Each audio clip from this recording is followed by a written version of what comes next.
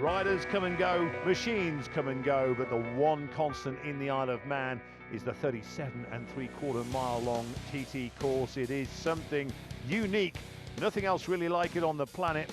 That's right, Dave, and there's nothing else like 250cc Grand Prix machines, which make up the bulk of this class. Also include 400cc production-based bikes and also some Moto 3 machines, so a bit of a mixed bag, but it's one heck of a class. That's right, Cam. Supersport 400s, 4-stroke Moto 3 and those 2-stroke 250s you mentioned for this lightweight Manx Grand Prix race. And they'll be blasting their way up over the mountain, through the bungalow, down past Kate's and the Craignabar, into Crocknamona, onto the finish line. Who will be taking the checkered flag on this occasion? Some big names, some famous names in this race as well. That's right, Dave, and there's no bigger name around this amazing course than Michael Dunlop, greatest of all time, 29 TT wins. Will he add another victory in this lightweight Manx Grand Prix that's about to begin? Well, how about this? 61 years of age, Ian Locker gets us underway. So he blasts his way on the TZ 250. Aboard the Laycock Racing TZ, Ian Locker's finished second in the last two lightweight Manx Grand Prix behind that man, Mike Brown. He's been the winner last 2 years. He's definitely one of the men to beat. Yeah, Mike Brown, as you Well, said. he's got problems already though. Dave, this is not a good start. He's got that clutch in. No, that's not revving cleanly. He's out as early as Quarter Bridge. What a shame. So, Ian Locker through Braddon Bridge, and already Mike Brown, who, as you say, a little wheelie there from Ian Locker. But as you said there, Cam, the winner of this race in 2022 and 23. He certainly won't be the winner in 24. As we say, Joe Yeardsley's last year's Senior Manx winner, leaving the line on his 400, but there's Michael Dunlop. Next away, off the line, number 13, Lee Johnston. Great to see him back on the TT course. He's on the RS 250. Absolutely magnificently turned out outfit.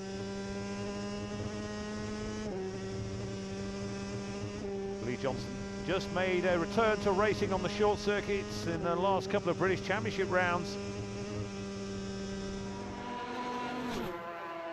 Oh, listen, that twin cylinder, 2-stroke 250 just screaming as we ride off the line with Stuart Hall. Very experienced Manx competitor, 6th in this race last year. He did podium a couple of years ago. Incredible finish.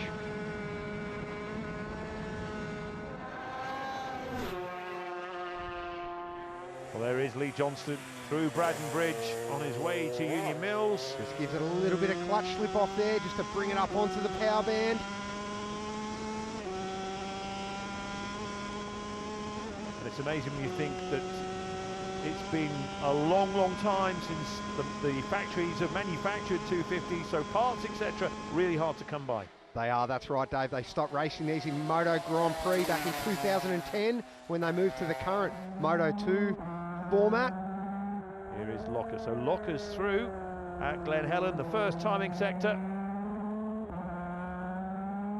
Oh, these bikes, they really are incredible pieces of kit. Weigh barely 100 kilograms, yet put out close to 90 horsepower. Power to weight is simply incredible. Michael Dunlop, he's already caught and passed young James Hind. He's really on the move because James is not slow. He's one of the favourites in this race as we ride back on board with Lee Johnston. Whoa, Lee just sneaks past. Manxman there, Nathan Harrison, he's aboard. 400cc Honda. And there's Chris Moore as well. He's on a 250 GP bike. Yeah, 2 for the price of 1 there for Lee Johnston. And here goes Johnston through Glen Helen. Already it's tight at the top. Michael Dunlop leads by 9/10 of a second from Ian Locker. And that is Lee Johnston. He's now in 3rd place, 5 seconds behind. Here is the man, second place, Ian Locker. Trailing Michael Dunlop. And incredible to think, 41 years ago, Ian Locker was in the junior newcomers race as Stuart Hall goes through. He's already past 15 on the road as well. Stuart Hall into 4th place now. That's right, he's going well. And 15 was Dan Sale. Dan did well. He was on the podium in this race last year, Dave. So this is a replay of Stuart Hall going past Dan Sale. We just saw the outcome. This is what happened. Well, up over Crosby Leap, I'd say Dan's bike is definitely not running as strong as he'd like. He shouldn't be getting past like that. Back on board, Joe Yeardsley, once again last year's Manx senior winner.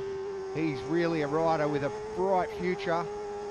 An even brighter visor now, he's just taken that tear off. So here we are, over Ballaugh Bridge, Ian Locker.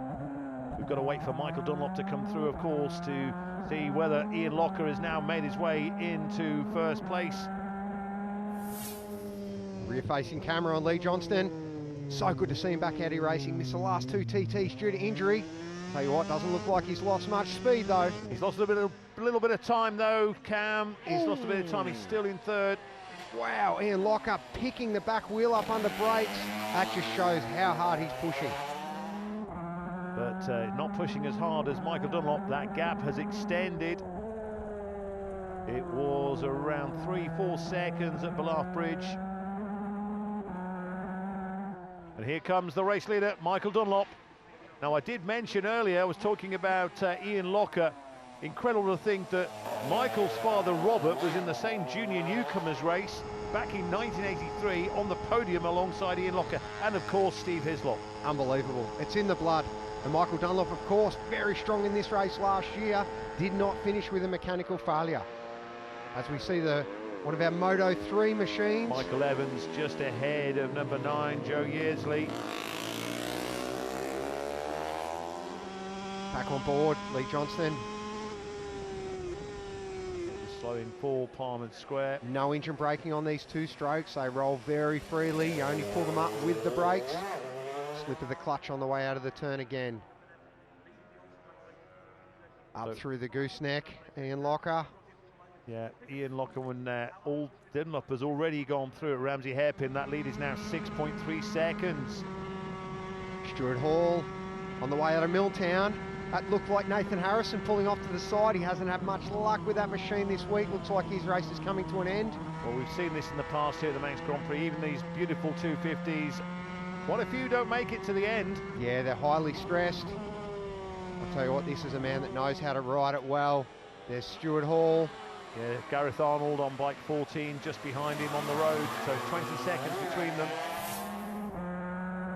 Well, Ian Locker still in second place, but he's halved that gap down to Michael Dunlop. That lead has reduced at the bungalow. Well, that's an impressive push by Ian Locker. He's certainly not giving up. Yeah, that was a fast sector. Slower sector by Michael Dunlop on the run to the bungalow. Whether he's held up by any of the riders, I'm not too sure, but here's Locker out of the Craignabar. Look at that, what a beautiful shot. Look at the detail on that bike, the focus in Ian Locker's eyes. He's so experienced around this course. Here comes Lee Johnson, still holding on to that third place. Oh, what a fantastic rear shot this is. Just showing how much of the road Lee's using on his line he takes around the course as he passes Joe Yeardsley. Yeah, again on the brakes into the Craignabar. Perfect by Lee Johnston. The General is back. Oh, is he right out on the white line? It's all about corner speed with these machines. It's about flowing as little stop-start as possible. It's all about carrying that momentum. It's the secret to success. No one dare blink. Here comes Ian Locker. Locker crosses the line, but where's Michael Dunlop? Locker was on a charge. Has he been able to close that gap? We've already seen one of the closest finishes ever at this year's Manx. Will it be another nail-biter? Ian Locker takes the victory. Michael Dunlop fails to finish the race, having led for the majority of it. So the victory goes to the 61-year-old Ian Locker. Lee Johnson is second with Stuart Hall third.